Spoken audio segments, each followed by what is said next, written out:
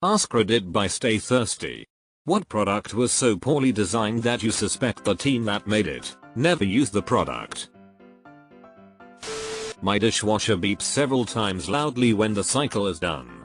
Loudly enough that you can hear it outside the house. If you don't open the door, it will beep again 45 minutes later, and every 45 minutes forever until you do so. There is no way to silence this feature or reduce the volume. Apparently there's no such thing as starting the dishwasher at night and then going to bed in these designers' minds. That's something where technology advanced. Our dryer would beep once done. Not every 45 minutes but continuously. My parents would blissfully sleep through that noise but my bed was directly above. No sleep there. Our new dryer, same company, 25 years newer, only beeps shortly once you start it. Heavenly. In my experience, most educational resources curriculums created by district employees that have never taught, or hasn't taught in 15+ years. The amount of times they give this new fantastic module to learn, it turns out to be an absolute shit show. Wild. The damn Outlook search function. I'll search my boss name, whom I email multiple times a day for the past 7+ years, and it will say no results or here's an email from 2018, which is obviously what you're looking for, nothing more recent.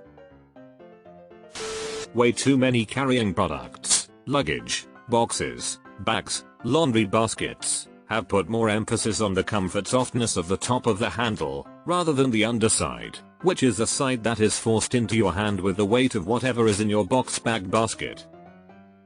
Edit 1. Half-assed the original message expecting no replies, so edited for typos.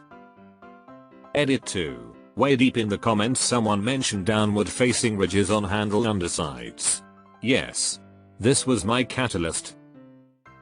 I'm convinced that the only grocery store that tested the hand baskets you use in store is Target. They put the handle in the comfortable orientation and curved the side. Everyone else just said screw you, here's a basket. Toys that only have one volume, extremely loud. Whoever makes these does not have kids of their own. Ugh, I fully understand.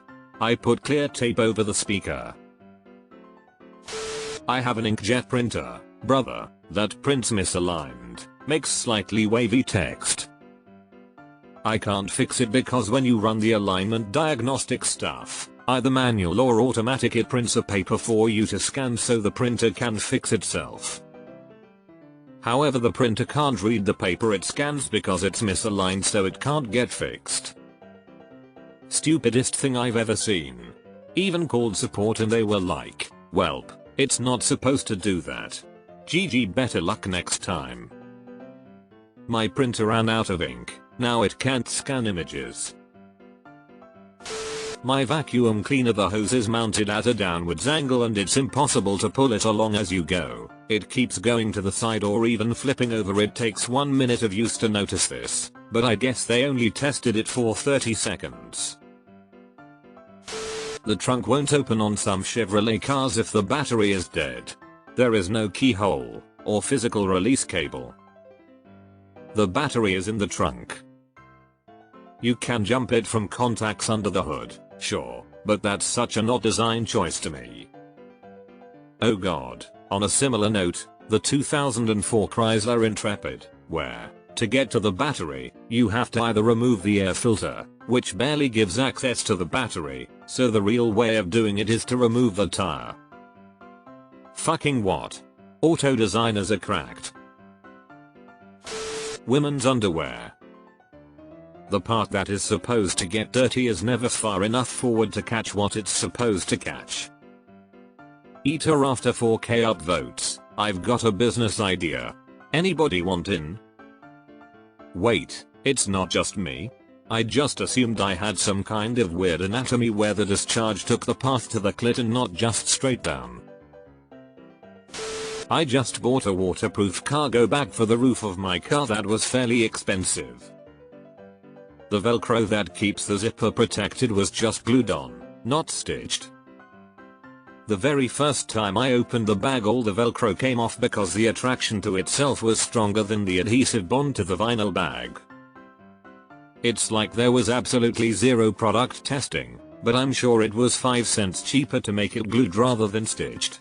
How could something like this have ever been allowed to leave the factory? In order to be waterproof it probably needs the glue. That being said, it should probably be both glued and stitched. All of the tear here markings on coffee packs, juice cartons, etc. mark the strongest, most tear resistant part of the package. Can I add all the resealable packaging too? It really does not reseal. Once you break the original seal and peel it back, there's no stopping it from flapping around unless you put it in another bag or container. Software drivers for basically any HP printer made in the last 3 decades. Holy crap, yes. I work in it and I hate how bloated those stupid drivers are.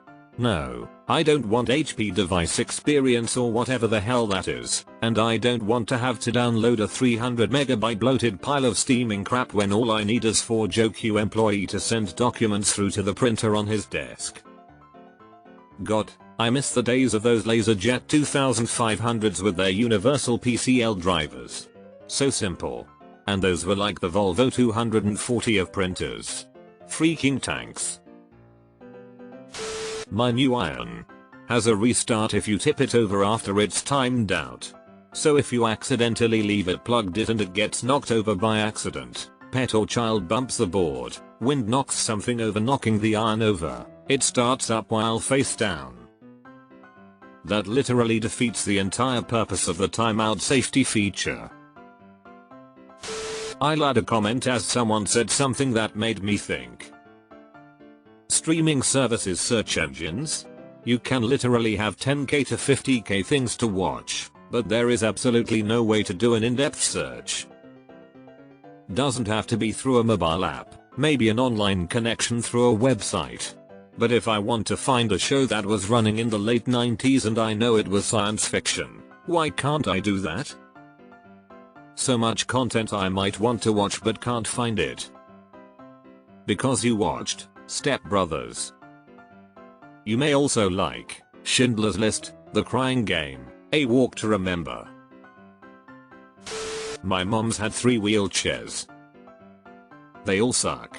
The brake lever mechanism invariably interferes with the footrests. On her current one, the brake lever mechanism is curved, so it's pretty good. I think it could still be better. I'm surprised they're not better.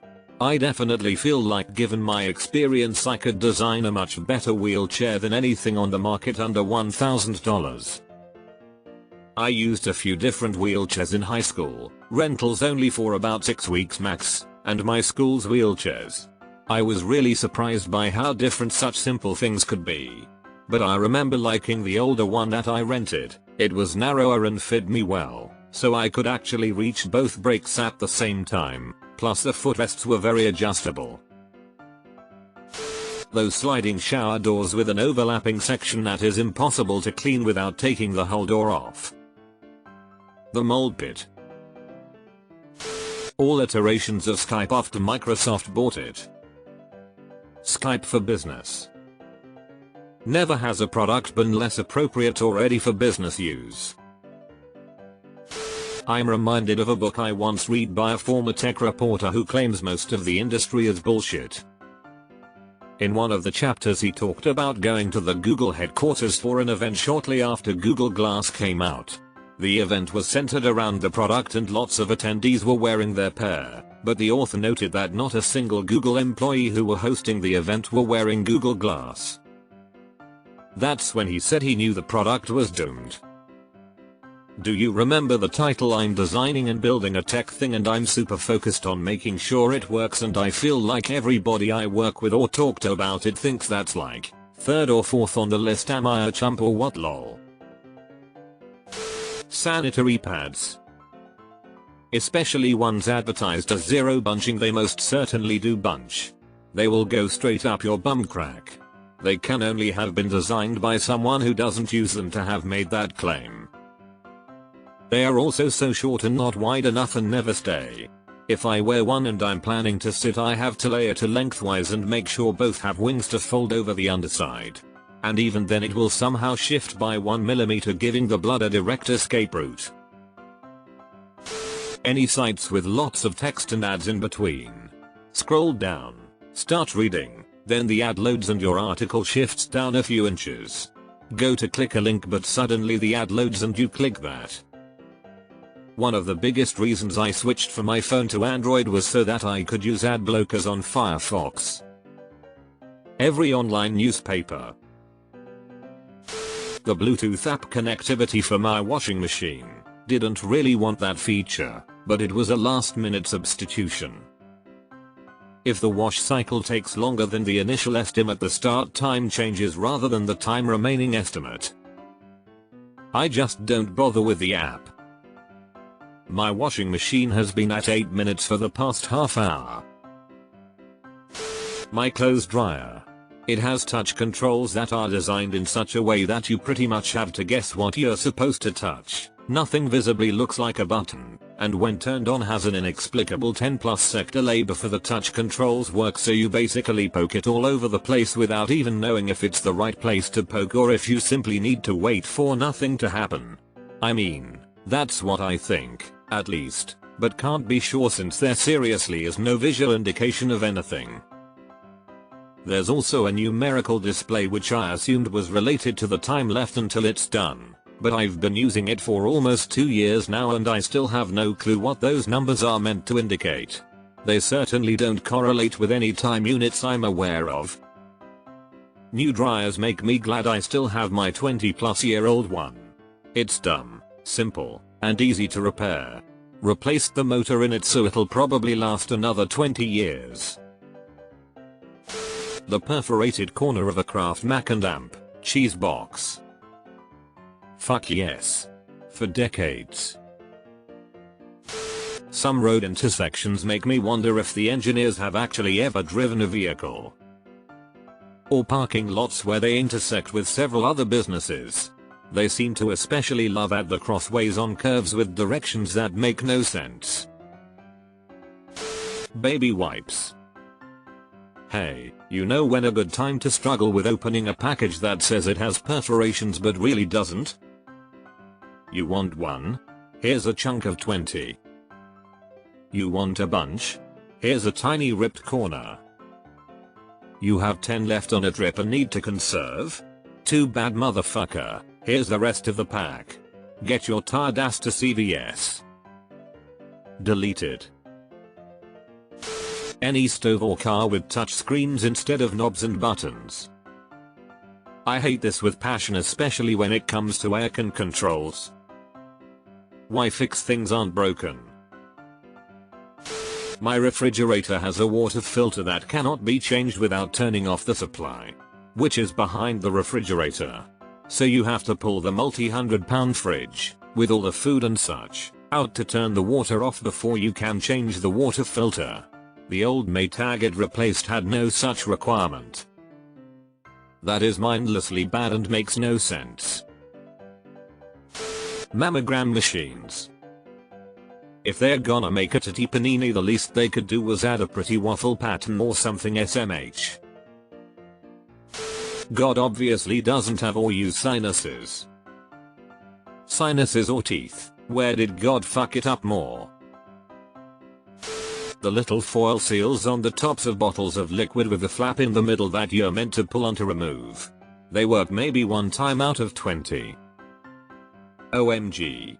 I work in a pharmacy. They never work. You end up having to stab it anyway to get it open, and those seals are way thicker and harder to puncture. Any pair of women's underwear that puts the seam of the two panels in between your legs through your crotch rather than at the sides over your hips was designed by someone without a vulva. No woman in her right mind would design it like that unless she enjoyed having her flaps flossed.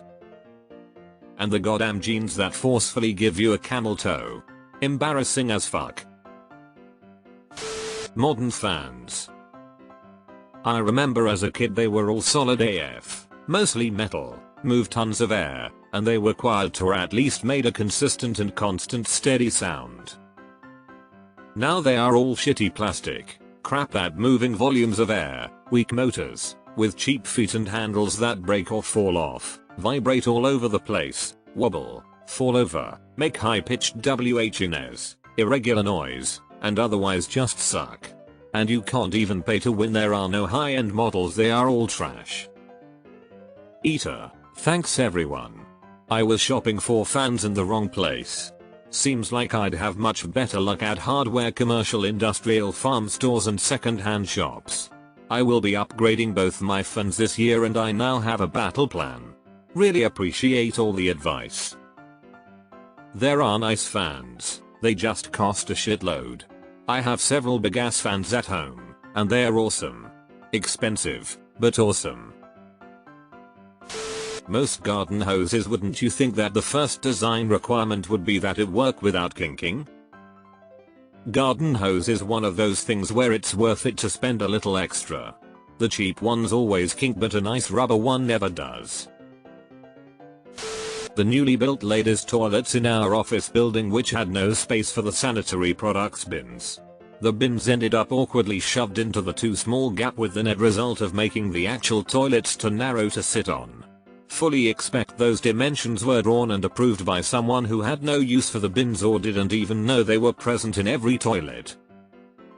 It honestly wouldn't surprise me if the man designing the toilets didn't know these bins existed. Once a sanitary worker from an outside company transported a bunch of these bins through our office building, and my boss, male, close to retirement age, wondered what the sanitary worker was doing. I explained it to him after I realized he wasn't messing with me and really didn't know. And that day I learned that men might not know about the existence of these bins. The rubbed condoms don't even taste like ribs. Have you tried putting BBQ sauce on them? Maybe you're just not a dry rub kinda guy. Kids bubbles, where the container is a test tube with a rounded bottom so it can never be set down unless the cap is on. Bacon packaging. You are supposed to eat all the bacon in one sitting. It's single-use packaging. The website for the library in our city. Definitely made or customized by consultants that don't use our city's library. Likely that is exactly true. They probably hired someone to get the job done remotely. I design and build fountains, install all across the county. Reading all this reminds why I go through a lot of effort to revisit my previous installs, so I can see how things hold up after many years in public environments. It's easier to make something look nice temporarily, but the real test is when it's out in the wild. I've gone back to service or refurbish fountains up to 15 years old, and it's a tremendous learning experience seeing which parts and methods are reliable, and what needs the most improvement. This also helps me continuously design things better. That's an awesome job and you take it seriously, which is much appreciated. Clamshell packaging, especially when it's scissors in the clamshell packaging, like what now, use mightiest. I remember a couple years back there was a push for smart diapers.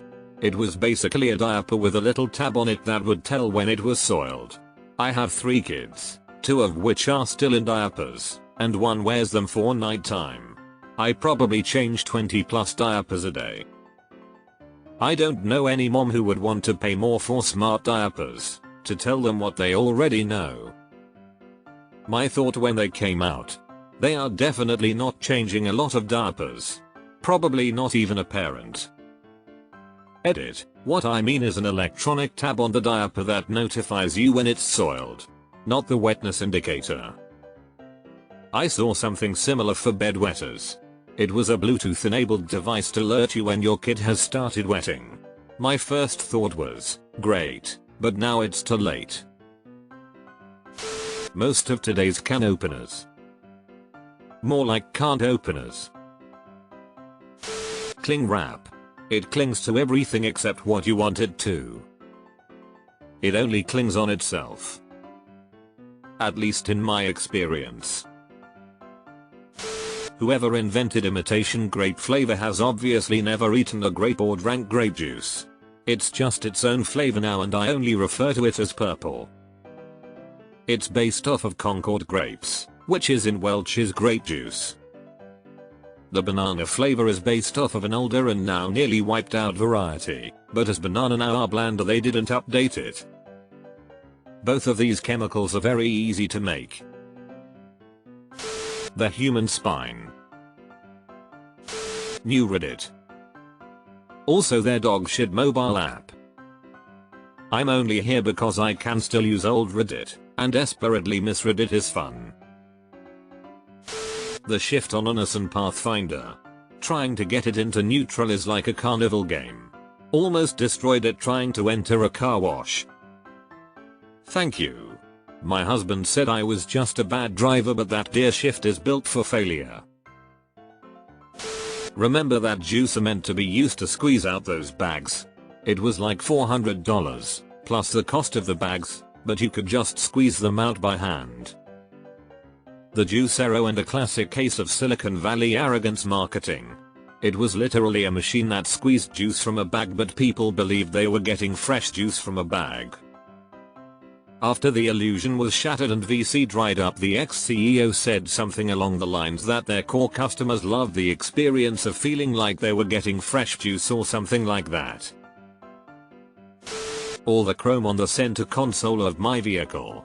It seems they only test drove it at night and didn't realize it would be a blinding, nay, glaring oversight in the sunlight. Windows Vista had much higher system requirements than the previous Windows. When it released, a lot of vendors made laptops with Vista pre-installed that could run Vista, but not anything else. The OS's requirements were so out of sync with the laptop's guts that something as simple as a web browser would move at a snail's pace and send all the fans into high gear. I'm certain that this is one of the reasons that Vista is looked back on so poorly. Most people who ran it on everyday machines got terrible performance because vendors slapped in two hardware that could barely run it. When Microsoft replaced it with Windows 7, they specifically offered a new, lightweight edition for lower-end machines to mitigate that problem.